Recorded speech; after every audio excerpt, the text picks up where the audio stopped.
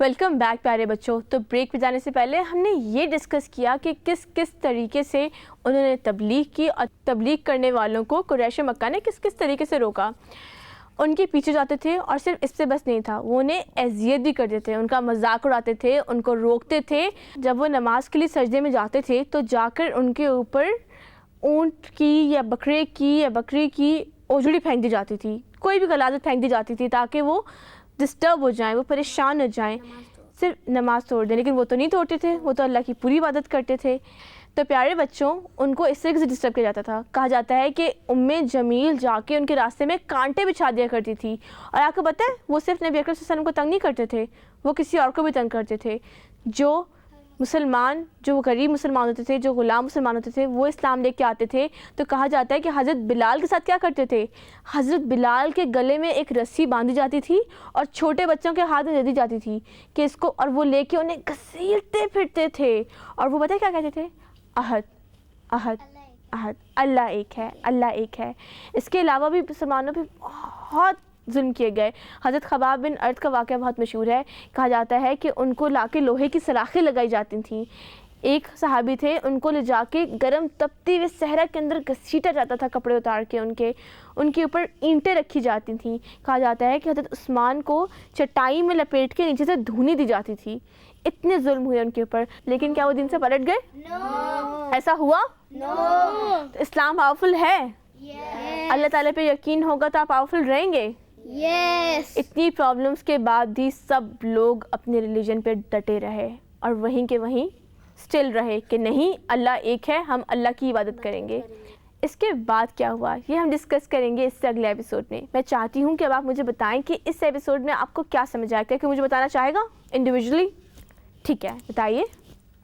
آپ نے ابھی تک جتنی کہانی سمجھائی ہے اس سے مجھے یہ سمجھ ہے کہ اسلام ایک بہت پاورفل دین ہے. جب بھی حضرت محمد صلی اللہ علیہ وسلم کسی کو بھی اس میں جو دعوت دیتے تھے تو وہ جب بھی وہ اسلام کو قبول کرتا تھا تو اسے اسلام سے پیار ہو جاتا تھا. خواتینوں میں بھی حضرت عمارہ نے اسلام کے لیے 12 زخم کھائے تھے.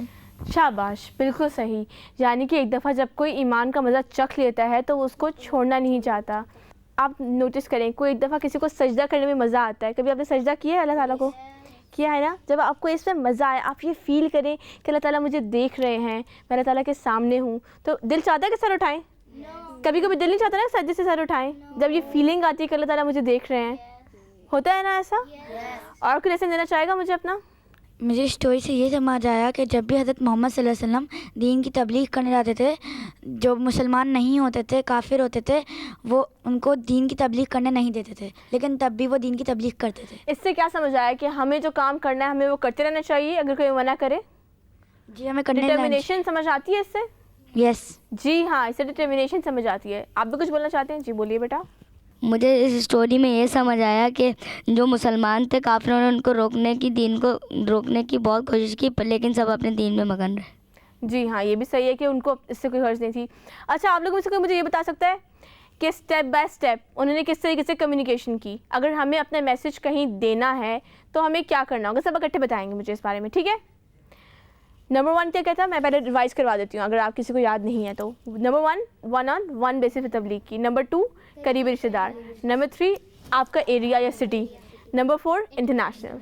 اگر آپ کو اپنا میسج کسی کو دینا ہوگا تو اگر ہم پرنسپلس کو فالو کریں گے تو اسی طریقے سے جائیں گے. جی, تو مجھے یہ بتائیے کہ نبی اکرم صلی اللہ علیہ وسلم کی تبلیغ کے اندر ہمیں جو کمیونیکیشن کے رول سمجھ آئے ہیں وہ کیا ہیں؟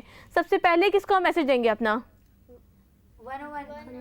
یعنی کہ 1 on 1 بیسس پہ ایک انسان کو جس کو ہم قریبی سمجھتے ہیں, جس کو ہم سمجھتے ہیں کہ ہماری بات سن لے گا. نمبر 2 کس کو میسج دیں گے؟ کس کو دیں گے؟ جی ہاں, اس کے بعد ہم اپنی فیملی کی طرف موو کریں گے, اور ان کو جب اپنا میسج ڈیلیور کر لیں گے تو اس کے بعد کس کو دیں گے؟ جی ہاں, اپنے ایریا کو یا اپنی سٹی کو. اور جب ہمیں لگے کہ ہم یہ بھی کرنے میں کامیاب ہو گئے تو اس کے بعد ہماری اپروچ کیا ہو جائے گی؟ جی ہاں, اس کے بعد ہم باہر کے لوگوں کو اپروچ کرنا شروع کریں گے. آپ کو نہیں لگ رہا کہ یہاں پہ ہمیں بہت کچھ سیکھنے کے لیے مل رہا ہے کہ ہمیں کیسے اسٹیپ بائی اسٹیپ اپنی بات کو باہر کرنا ہے؟ اب یہ پرنسپلز ہم اپلائی کر سکتے ہیں اگر ہمیں تبلیغ کرنی ہو تب بھی, اگر ہمیں کوئی اچھا سوشل سروس میسج دینا ہو تب بھی. ہم سوشل سروس میسج بھی دے سکتے ہیں نا لوگوں کو.